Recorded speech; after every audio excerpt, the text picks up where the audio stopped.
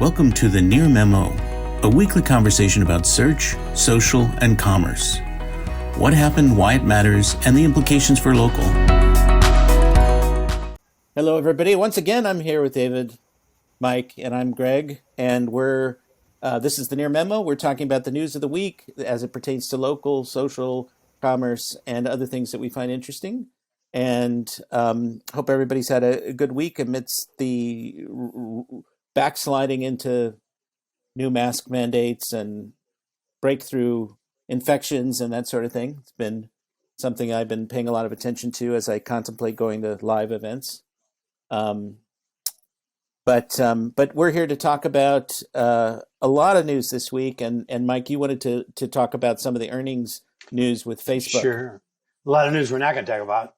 Amazon's earnings, Apple's earnings, Sochi buying Brandify. Those are all interesting things. Well, we talk about that in the newsletter, the Sochi item.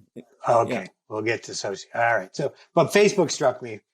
They had grew 56% year over year, biggest growth since spring of 2016.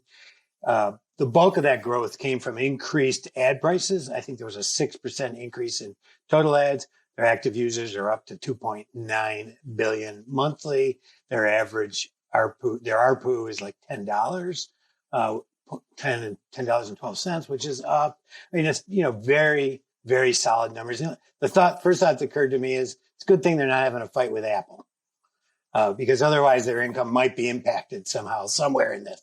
But they assure us that next quarter they're gonna see the impact of Apple's decisions on their bottom line.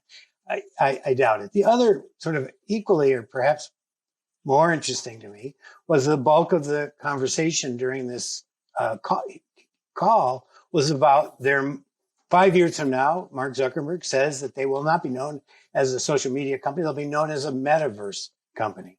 And certainly visions of evil characters floating out of the Marvel universe struck me. Time travel, that sort of thing. Absolutely. Or sort of the Freebles from, do you remember the Treebles from Star Trek? Do you remember? Not Tribbles. The Trouble with Tribbles. The little video game. Yeah. Whatever. What does it have to do with the metaverse? Well, now just the idea that there's this sort of alternative stuff going to go on. Yeah. And I just look at it and I think this is pretty weird stuff. Sort of, I guess in some ways we're seeing it, this sort of merging between Zoom and social networking, the idea that we'll be able to be in constant contact visually, but also spatially with people. We can hang out together.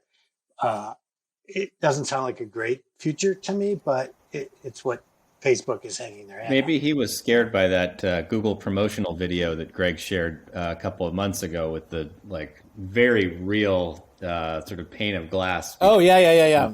Yeah. I mean, I thought that was an incredibly compelling, but maybe Google's best ever piece of marketing. So maybe instead of fearing Apple, he's fearing sort of some sort of Hangouts improvement from Google. But I want to see that come to pass. That was really really impressive. It might be a Google product I would actually be enthusiastic to use.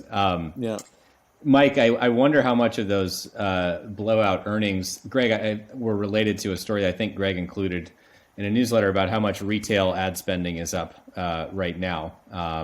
And all of these, because so much of the country, at least in the US, and I think the world is maybe a little bit behind, but getting there, has gone full reopen. And think of all of the restaurant chains and movie theaters and everybody else who largely would have paused their spending over the pandemic, really opened up the checkbook in quarter two. So I feel like that Facebook may have just benefited from a broader economic trend as opposed to any sort of change in the competitive ad landscape digitally. So I think, right. Go ahead, Mike.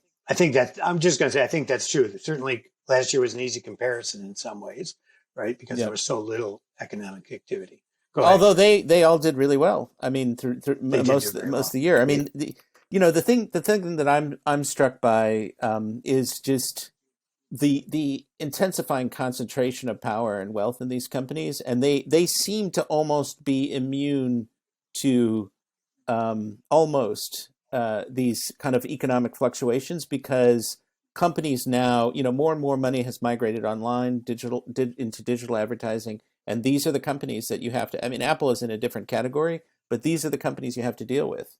Certainly there's Snap and Twitter, which did well this quarter. Pinterest didn't do so well, but these are the main companies. It's Google and Facebook, and so they are going to continue to attract the money, and they'll get the lion's share of the ad dollars unless or until something dramatic happens. Yeah, I think there will be. There's got to be some natural ceiling, though, in terms of. If you think of them collectively as the equivalent of the yellow pages, there's some point at which the ad no longer makes sense to place, and you look for, even if it's multiple other outlets that are a much better ROI.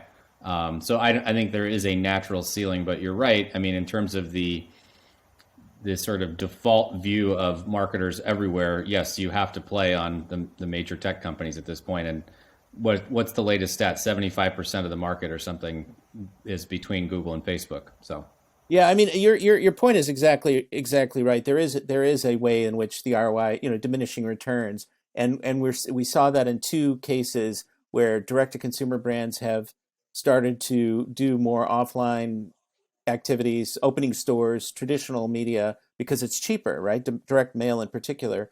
And I think that concern fueled some resurgence of newspaper ad spending and direct mail and out of home, because people are trying to find cheaper ways to build awareness or, generate